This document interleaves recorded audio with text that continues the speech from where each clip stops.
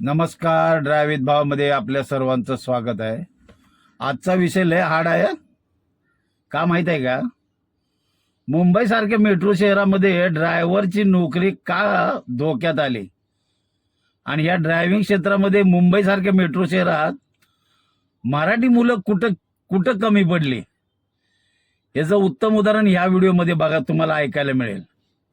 काय लोकांना लय वाईट वाटणार आहे आणि काय लोक शिव्या जरी घातल्या ह्या व्हिडिओला तरी काय हरकत नाही, पण हे 100% मी परखड मत मांडणार आहे. ते कोणाला पटो नाही तर ना पटो. हा व्हिडिओ थोडासा मोठा होणार आहे पण शेवटपर्यंत बघा. उत्तम उदाहरण ह्या व्हिडिओमध्ये तुम्हाला मिळणार आहे की मुंबई सारख्या मेट्रो शहरामध्ये महाराष्ट्रीयन मुलांची ड्रायव्हरची नोकरी धोक्यात का आली. त्याचं पहिलं कारण सांगतो. मुंबई सारख्या शहरामध्ये इथल्या मालकांना असे ड्रायव्हर मिळालेत जे वर्षातून एकदाच गावी जातात. बाकी 24/7 ते हजर असतात. आपण कोणाचं नाव घेत नाही. वर्षातून एकदा गावी जाणार 1 महिना.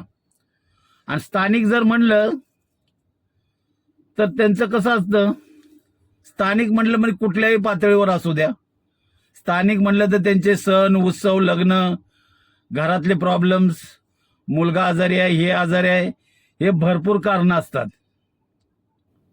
आणि सण उत्सव हे प्रत्येक महिन्याला चालू असतात. काय ना काय सण असतोच असतो. त्यामुळं मालकांना काय झालंय, परप्रांतीय खूप चांगले वाटतात.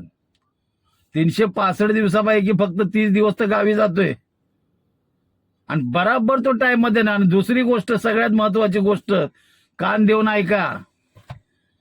जाताना तो आपलाच माणूस तिथं कामाला ठेवून जातो. विचार करा, आपलाच माणूस तिथं कामाला ठेवणार आणि निघून जाणार. काय ठिकाणी असं झालंय की आपल्याच मराठी माणसांनी ज्याला कामाला लावलंय तर त्याचीच नोकरी धोक्यात आली. ह्याच्या अगोदर मी व्हिडिओ बनवलाय त्याच्याबद्दल. आणि शेठ लोकांना अशी कामं करणारी लोक खूप आवडतात. 24/7. कळलं? दुसरी गोष्ट, पगार कमी ते लोक घेतात. रुबाब जास्त नसतो त्यांचा. सगळी कामं करतात त्या पगारात. भाजी आणण्यापासून तुमची सगळी कामं करतील ते. कळलं का?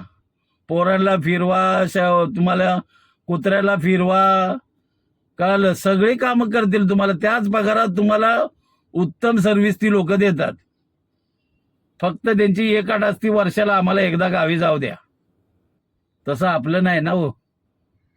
आम्हाला गावचा उरूस आला, आमची गावची जत्रा आली, आमचा इकडं सण आला, इकडं आमचा म्हातारी मेली, इकडं आमचं पोरगा आजारी आहे, तो मालक म्हणतो एक काम कर, तू रजाच घे आणि घरीच बस.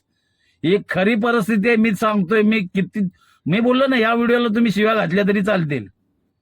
ही खरी परिस्थिती आहे. कित्येक मालक लोक बोलतात तुम्हाला हमेशा का नाटक है, इसके लिए छुट्टी चाहिए, उसके लिए छुट्टी चाहिए. आणि त्याच्यामुळं मुंबई सारख्या मेट्रो शहरामध्ये मराठी मुलांची नोकरी ड्रायव्हरची धोक्यात आली. कुठल्याही सेलिब्रिटीकडे बघा तुम्ही, 10% मुलं कामाला नाहीत आपली ड्रायव्हर मध्ये.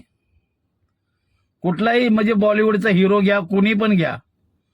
इतकंच काय, मराठी हिरो आहेत ना, त्यांच्याकडे पण परप्रांतीय ड्रायव्हर आहेत. बोललो ना, थोडस वाईट वाटणार आहे पण ही सत्य परिस्थिती मी तुम्हाला सांगतो. जी खरं आहे ते खरं आहे. कारण आपला मराठी माणूस का माहित आहे का, तो म्हणजे लाचारी करत नाही. पहिली गोष्ट, रुबाबात राहतो, असं आहे. आणि हे लोक हाजी करतात, चाटुगिरी करतात, लालचाटे करतात आणि त्याच्यामुळं ही लोक इथं टिकलेत. आणि खरंच ना, हे तुम्हाला जर पटत असेल ना तर नक्की या व्हिडिओला तुम्ही कमेंट करा. भले शिव्या द्या तरी चालेल, पण जे खरं आहे ते खरं आहे. तुम्हाला काय वाटतं ह्या व्हिडिओबद्दल नक्की कमेंटमध्ये सांगा.